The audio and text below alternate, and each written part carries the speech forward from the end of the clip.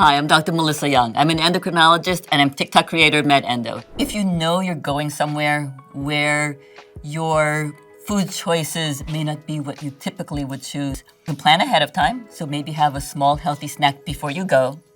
And then once you're there, take a look at what is available to you and try to choose wisely. Again, you don't have to avoid all the carbohydrates that are there, but make sure that that is a smaller portion of your plate. Be careful with sugary beverages because those are bad culprits. If you have diabetes, you should always make sure that you have a source of carbohydrates on you, especially if you are taking insulin or other medication that can cause hypoglycemia. So that can be glucose tablets or glucose gels or a juice box or some other form of rapidly absorbed carbohydrates.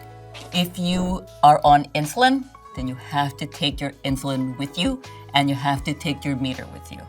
I've had patients tell me, they didn't take their insulin that day at lunchtime because they went out and they didn't know that they were going to have lunch out. If you are on insulin or other medication that can cause hypoglycemia, you may want to bring some form of glucagon. Glucagon is an emergency medication that is used to raise glucose quickly when someone is unable to safely eat or drink something to raise their glucose.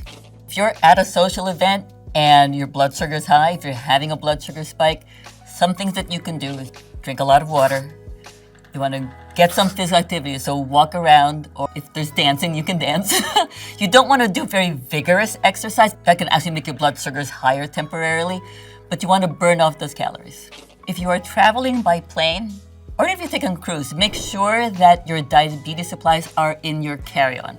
Don't check them in because if your luggage gets lost, you don't want to lose your meds or your supplies. Also, when you're going through TSA, it all depends on who you've got that day.